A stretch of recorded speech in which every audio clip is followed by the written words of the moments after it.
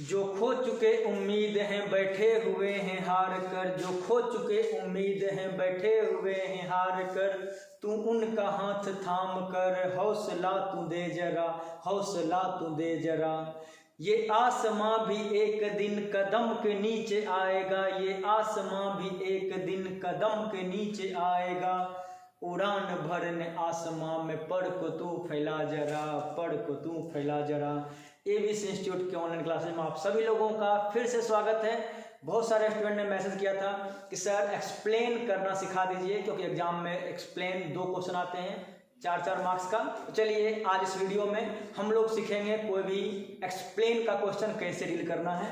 चलिए इन बच्चों का फिर से स्वागत है, आपका भी स्वागत है और आपके साथ साथ मेरे सभी क्यूट से फ्रेंड का भी आप लोग स्वागत कीजिए। और अभी स्टार्ट करते हैं आज का सेशन। तो सेशन को पढ़ने से पहले एपिटफ जो चैप्टर है इसको थोड़ा हम समझ लेते हैं ताकि वो बहुत हेल्पफुल होगा।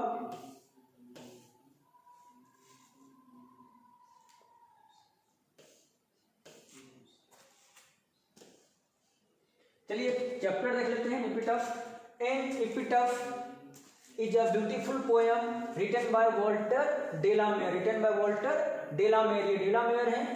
एपिटफ लॉजिक मैंने बताया था आप लोग राइटर्स नेम वाला कि ई पीटा है तो हम भी इसको ढेला ढेला मारे हैं, ये पीटा है तो हम भी इसको ढेला मारे हैं। ये जिससे लव करते थे उसका नाम क्या है? एल्फ्रीडा इंगपेन। यही है एल्फ्रीडा इंगपेन का रियल फोटो है, एल्फ्रीडा इंगपेन। तो ऐसे याद रखना कि वॉल्टर डेलामेयर जिस पर फिदा थे वो एल्फ्रीडा थी, फिदा जिस पर थे वो फ्रीडा थी, एल्फ्रीडा इंगपेन।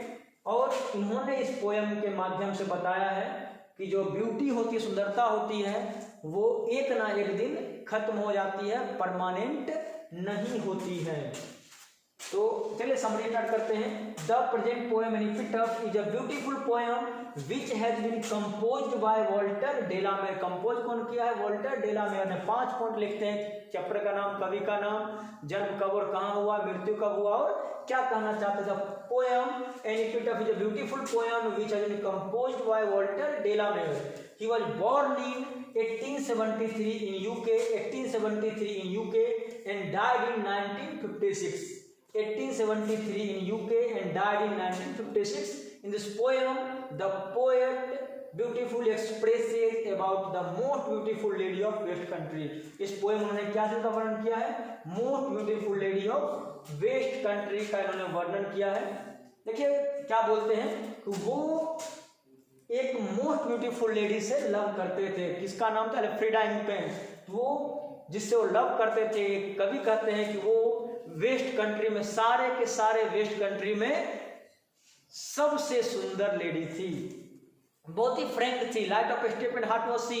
बहुत ही फ्रैंक थी, बड़े फ्रैंक नेचर की थी। लेकिन उसके डेथ होने के बाद, उसकी मृत्यु होने के बाद कवि को एहसास होता है कि जो ब्यूटी होती है ना, वो परमानेंट नहीं होती है बल्कि टेम्पोररी होती है। देखो ऐसी से ऐसी बन गई, तो ब्यूटी परमानेंट नहीं होती है बल्कि ये टेम्पोररी होती है, एक ना एक दिन खत्म हो जाता है। कई बोलते हैं कि इसी लाइन लिखेगा this poem the poet says that. कवि क्या बोलते हैं?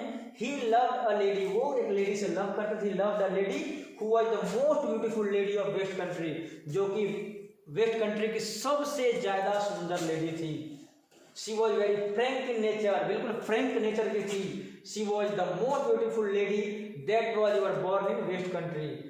She was the most beautiful lady, she was the most beautiful lady that was born in West Country, जिसका जन्म कभी वेस्ट कंट्री में हुआ था, सबसे सुंदर लेडी थी, ऐसा कवि का मानना है। वैसे वो लव करते थे तो ये लाइन तो कॉमन है, उसके लिए बोलेंगे। लेकिन आफ्टर डेथ, उसकी मौत के बाद, द पोएट फील्स दैट, कवि फील करते हैं, कवि को एहसास होता है कि ब्यूटी इज नॉट परमानेंट, सुंदरता परमानेंट नहीं होती है, इट इज टेम्पररी। ये क्या कैसी होती है? टेम्पररी, क्षणिक होती है, चली जाती है। इट पासेज सूनर और लेटर, कभी ना कभी तो ये खत्म हो जाती है। So we should prefer inner beauty, इसलिए हमें इनर ब्यूटी को प्रीफर करना चाहिए, इनर ब्यूटी को प्रीफर करना चाहिए। At last he says that, अंत में वो कहते हैं कि he wrote about her so that everybody would remember that beautiful lady of waste Country. उनको कभी बोलते हैं if I crumble who will remember the lady of waste Country, जब मैं मर जाऊंगा इसको कौन याद करेगा। उनको लगता है मेरे मरने के बाद उसको कोई याद नहीं करेगा, इसलिए उन्होंने पोएम लिखा। बोलते हैं मैंने पोएम लिखा ताकि मेरे मरने के बाद सब याद करें। At last he says that he wrote about her, वो उसको बारे में लिखते हैं so that everybody would remember that beautiful lady of waste Country. अब एक्सप्लेन करना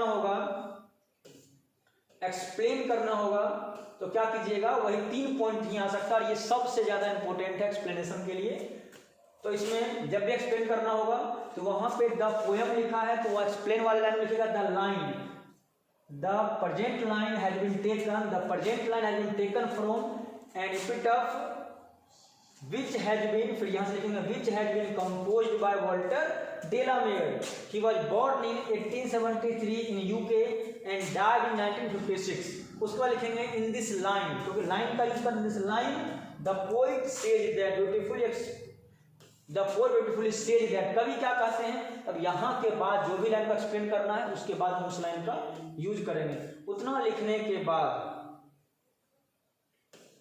यहाँ पे the present line has been taken from an epitaph it has been composed by Walter de la Mare. ये तो भाई जब भी इस पोएम का कोई भी लाइन एक्सप्लेन करने के लिए आ गया ये लाइन लिखिए the present line has been taken from an epitaph it has been composed by Walter de la Mare. अब आगे देखिएगा यहाँ पे मिस हो गया है, मैं उसको करेक्ट कर देता हूँ। यहाँ पे 1873 और 1956 होता है, तो ऊपर मैंने बता दिया आपको कि वॉज बॉर्न। ये लाइन लिखना से जरूरी नहीं है क्योंकि आपको बस वो ये 2 लाइन आपको जरूर लिखना है। जब भी इसका रहेगा the present line has been taken from an epitaph it has been composed by Walter de la Mare. उसके बाद यहाँ से लिखिएगा इन दिस लाइन, खैर ये लाइन का यूज करना भी नहीं है। इन this line the poet says that, ठीक है, इन this line the poet says that. इस लाइन में कवि क्या कहते हैं देखिएगा भाई मेरे, in this poem, in this line the poet says that। अब ये लाइन क्या था कि ब्यूटी वैनिशेस, ब्यूटी पास है, सुंदरता वैनिश हो जाती है, सुंदरता पास हो जाती है, खत्म हो जाती है। इस लाइन को एक्सप्लेन करना है तो इसी ब्यूटी के बारे में बताएंगे। तो ऊपर आपने पढ़ा ही था कि ब्यूटी के बारे में जब उसका डेथ हो जाता है तो कभी को फील होता है, रियलाइज होता है कि ब्यूटी परमानेंट नहीं होती है, टेम्पररी होती है और ये कभी न कभी पास हो जाती है। तो वही लाइन आप लिखेंगे this line the poet says that beauty temporary it is not permanent it passes sooner और लेटर, ये कभी ना कभी खत्म हो जाती है। So we should prefer inner beauty, inner beauty को प्रीफर करना चाहिए because inner beauty is permanent, inner beauty permanent होती है। आपका आंतरिक सुंदरता कैसा है ये ज्यादा इंपॉर्टेंट रखता है। चेहरे की सुंदरता की क्या कहना, एक हाथ से ही चेहरे का हुलिया बदल दिया करता है। तो चेहरे का सुंदरता इंपॉर्टेंट नहीं है, इनर ब्यूटी बहुत इंपॉर्टेंट है, इसलिए इसको मेंटेन रखिए। लेकिन आजकल का टाइम है फेशियल ब्यूटी को ज्यादा इंपॉर्टेंस देते हैं जबकि इनर ब्यूटी इंपॉर्टेंट है। So we should prefer inner beauty because inner beauty is permanent, यही परमानेंट है। Inner beauty never passes, inner beauty खत्म नहीं होती है। फेशियल ब्यूटी खत्म हो सकता है, एक्सटर्नल ब्यूटी खत्म हो सकता है, लेकिन इनर ब्यूटी परमानेंट होता है, नेवर पासेज, कभी खत्म नहीं होता है। देखिए अगला है here light a most beautiful lady light of step and heart was she. Here light a most beautiful lady, 3 ही लाइन है भाई इसमें और ये तीनों लाइन का एक्सप्लेन है आज ही कंप्लीट कर लीजिएगा क्योंकि एग्जाम के लिए सबसे इंपॉर्टेंट है। और ये तीनों लाइन में से कोई भी अगर आ गया तो आपका 4 नंबर का टेंशन खत्म। Here light a most beautiful lady light of step and heart was she, बोलते यहाँ एक सुंदर स्त्री लेटी हुई है और बड़ी चंचल स्वभाव की थी। That means she has been died, वो मर चुकी है। तो वही लाइन लिखेंगे शुरुआत में, इस पोएम का हर लाइन वही लिखना है। जब भी इसका एक्सप्लेन करें द प्रेजेंट लाइन है the present line has been taken from an epitaph which has been composed by Walter Delamere। और उसके बाद लिखेंगे in this line से, in this line the poet says that, कवि कहते हैं कि he loved a lady, वो किसी लेडी से लव करते थे, who was the most beautiful lady of west country, जो कि पश्चिम देश की सबसे सुंदर लेडी थी। she was very frank in nature, बहुत ही फ्रैंक स्वभाव की थी, but she died, लेकिन वो मर गई। अगला है लास्ट लाइन है इसका, तीनों का तीनों कंप्लीट कर लेना भाई। When I crumble, who will remember this lady of this country? कोई बोलता है जब मैं क्रम्बल हो जाऊंगा, जब मैं मर जाऊंगा, क्रम्बल होना मीन्स मर जाना, मैंने crumble, who will remember this lady of this country, जब मैं मर जाऊंगा तो इस लेडी को, पश्चिम देश की इस लेडी को याद कौन करेगा। फिर यही लाइन लिखेंगे the present line has been taken from an epitaph which has been composed by Walter de la Mare. उसके बाद लिखेंगे in this line the poet said that. मैं जब भी नोट्स डालूंगा तो ये मैं ठीक कर दूंगा यहाँ पे। This line the poet says that, इस लाइन में कवि कहते हैं कि he love the lady who was the most beautiful lady of waste country. उससे एक लेडी से लव करते थे जो कि पश्चिम देश की सबसे सुंदर लेडी थी। बट सी डाइड, लेकिन वो मर गई। ही थॉट दैट, कवि सोचते थे कि आफ्टर हिज डेथ, उसके मरने के बाद nobody would remember that lady of waste Country, उनके मरने के बाद उसे कोई याद नहीं करेगा। He wrote this poem, उन्होंने पोएम लिखा so that everybody would remember the beautiful lady of West Country।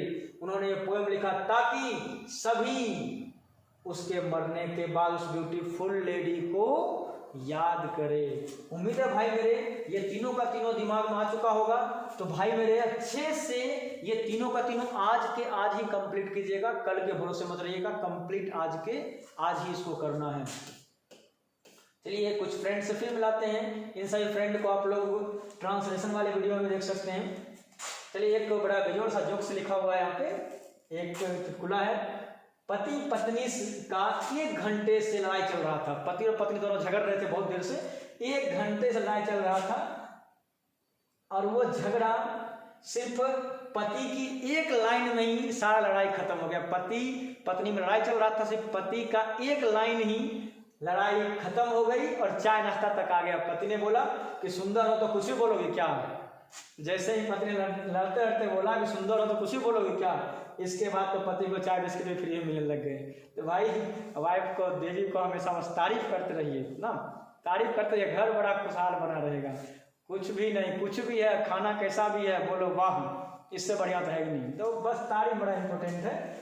चलिए इन सभी मेरे दोस्तों से आप मिले हुए थे और कुछ नए दोस्त के पिक जब आएंगे तभी फिर आप लोगों को से मिलवाएंगे।